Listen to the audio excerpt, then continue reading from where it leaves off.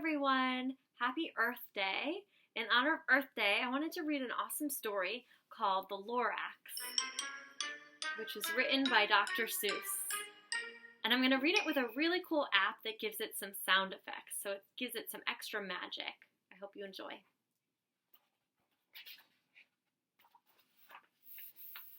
At the far end of town, where the grickle grass grows, and the wind smells slow and sour when it blows, and no birds ever sing excepting old crows, is the street of the lifted Lorax.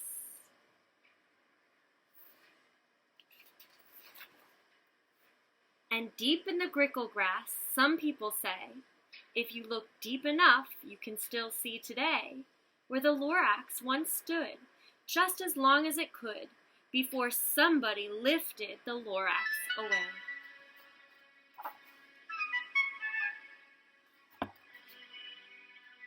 What was the Lorax? And why was it there? And why was it lifted and taken somewhere? From the far end of town where the grickle grass grows, the Onceler still lives here. Ask him, he knows.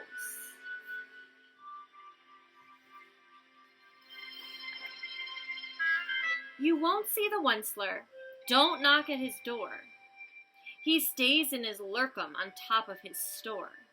He lurks in his lurkum, cold under the roof, where he makes his own clothes out of myth-muffered moof.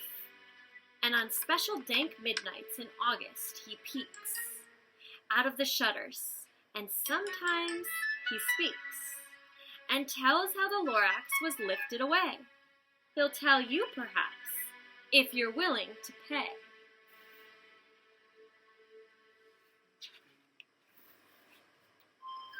At the end of a rope, he lets down a tin pail, and you have to toss in 15 cents and a nail, and the shell of a great-great-great-grandfather's snail.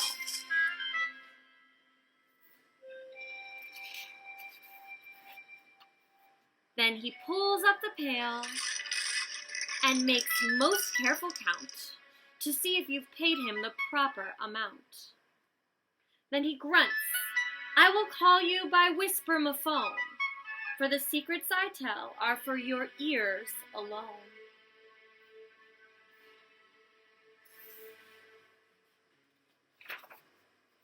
Slup!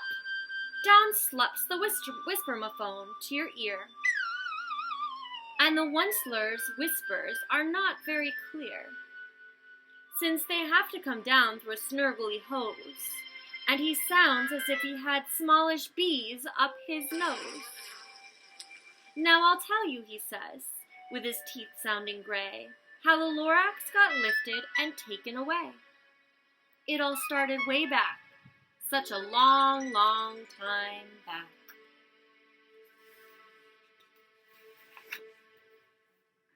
Way back in the days when the grass was still green, and the pond was still wet, and the clouds were still clean, and the snog of the swami swans rang out in space.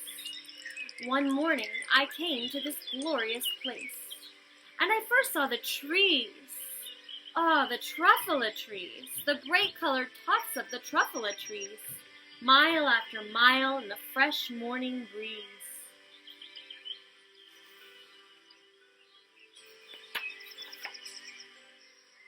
And under the trees I saw brown barbaloots, frisking about in their barbaloot suits, as they played in the shade and ate truffula fruits. From the rippleless pond came a comfortable sound of the hummingfish humming while splashing around.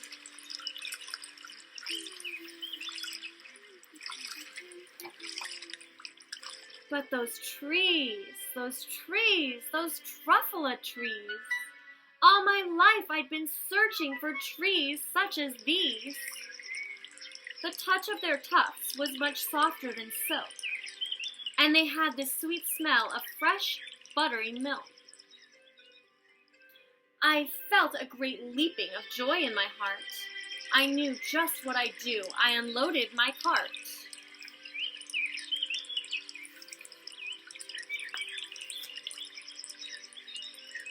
and in no time at all I had built a small shop. Then I chopped down a truffula tree with one chop. And with great skillful skill, and with great speedy speed, I took the soft tuft, and I knitted a thneed.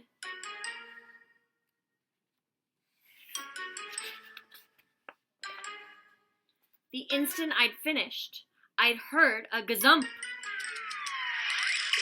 I looked, I saw something popped out of the stump of the tree I chopped down. It was sort of a man. Describe him? That's hard. I don't know if I can. He was shortish and oldish and brownish and mossy. And he spoke with a voice that was sharpish and bossy.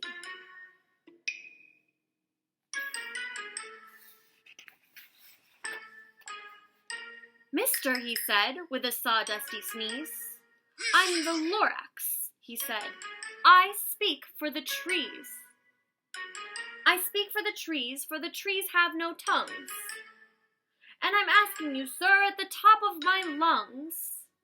He was very upset as she shouted and puffed. What's that thing you've made of my truffula tuft?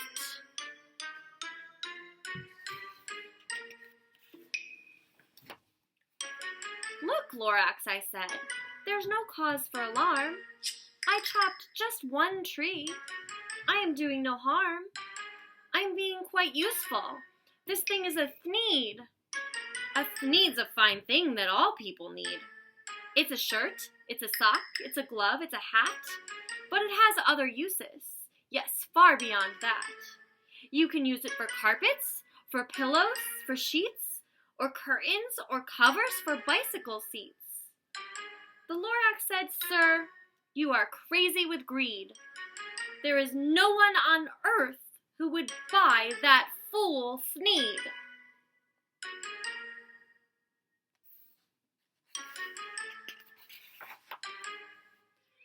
But the very next minute, I proved he was wrong. For just at that minute, a chap came along. And he thought that the thneed I had knitted was great. He happily bought it for $3.98. I laughed at the Lorax. You poor stupid guy. You never can tell what some people will buy.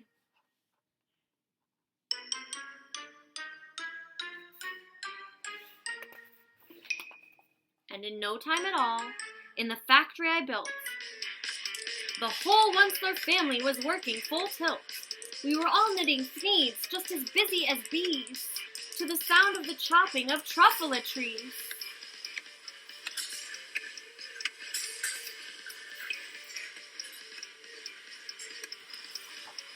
Then, oh baby, oh, how my business did grow.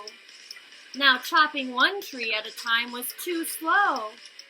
So I quickly invented my super axe hacker, which whacked off 4 truffula trees at one smacker. We were making thneeds 4 times as fast as before. And that Lorax, he didn't show up anymore.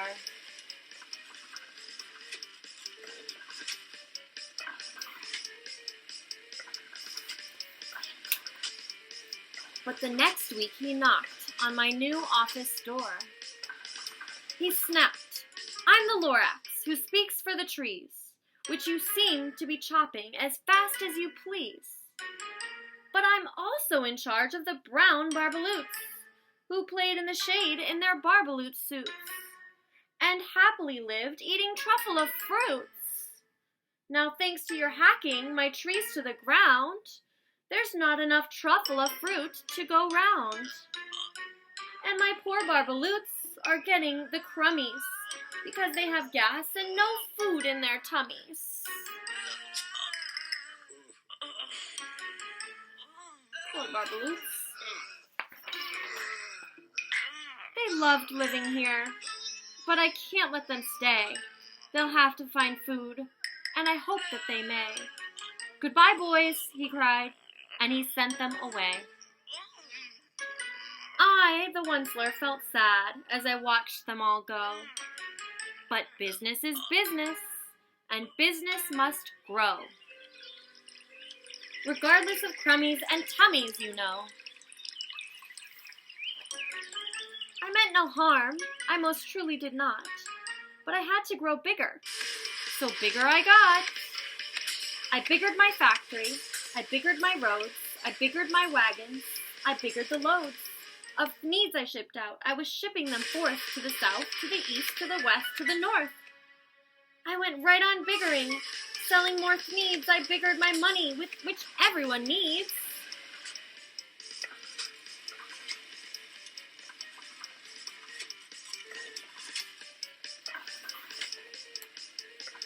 Then again, he did come back. I was fixing some pipes, when that old nuisance Lorax came back with more gripes. Eyeing the Lorax, he coughed, and he whiffled. He sneezed, and he snuffled. He gargled and sniffled. "Onceler," he cried with a cruffulous croak, "Onceler, you're making such smogulous smoke. My poor swami swans, they can't sing a note. No one can sing who has smog in his throat."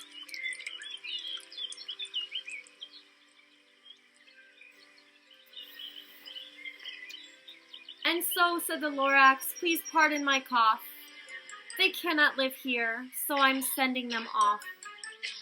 "Where will they go?" "I don't hopefully know. They may have to fly for a month or a year to escape from the smog you've smogged up around here."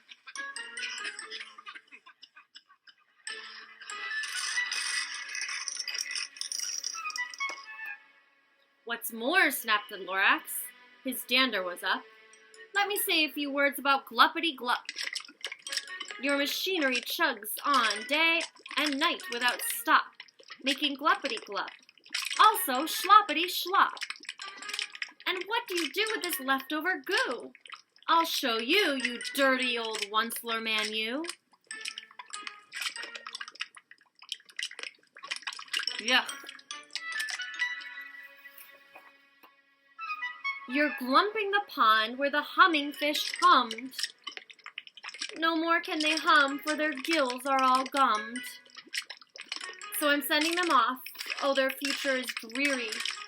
They'll walk on their fins and get woefully weary, in search of some water that isn't so smeary."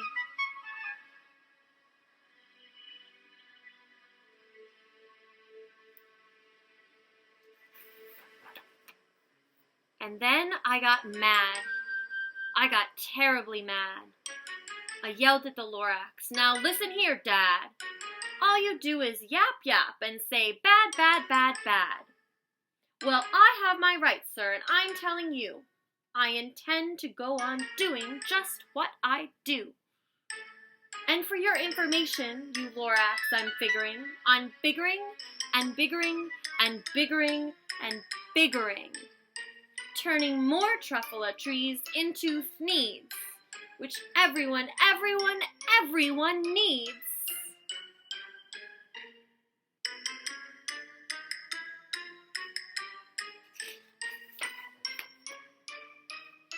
And at that very moment, we heard a loud whack.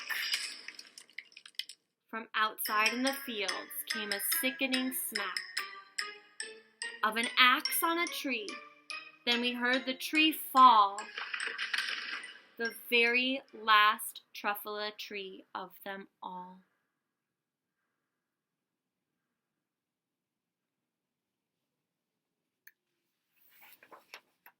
No more trees, no more needs, no more work to be done. So in no time, my uncles and aunts, everyone, all waved me goodbye. They jumped in my cars and drove away under smoke-smuggered stars. Now all that was left beneath the bad-smelling sky was my big empty factory, the Lorax, and I.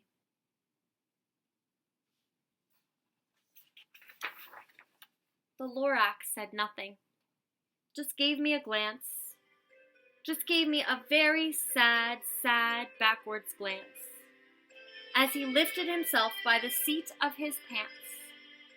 And I'll never forget the grim look on his face when he hoisted himself and took leave of this place, through a hole in the smog, without leaving a trace.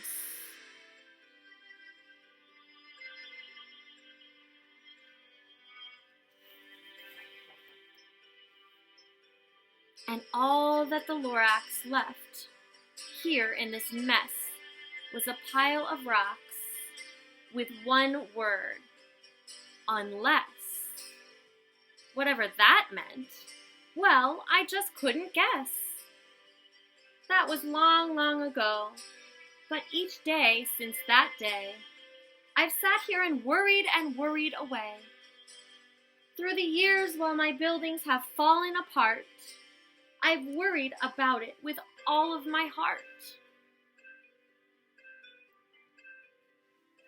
Here it says unless.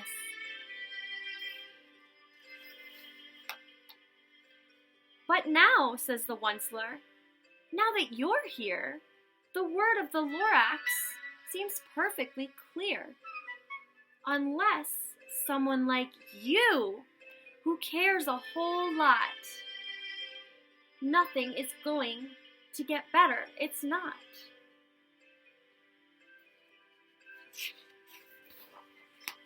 So, catch, calls the Onceler, and he lets something fall. It's a truffula seed. It's the last one of all. You're in charge of the last of the truffula seeds. And truffula trees are what everyone needs. Plant a new truffula. Treat it with care. Give it clean water and feed it fresh air. Grow a forest. Protect it from axes that hack. Then the Lorax and all of his friends may come back. The end. I hope you like that story, and I hope you see the lesson is that we really need to take care of our earth. See you next time.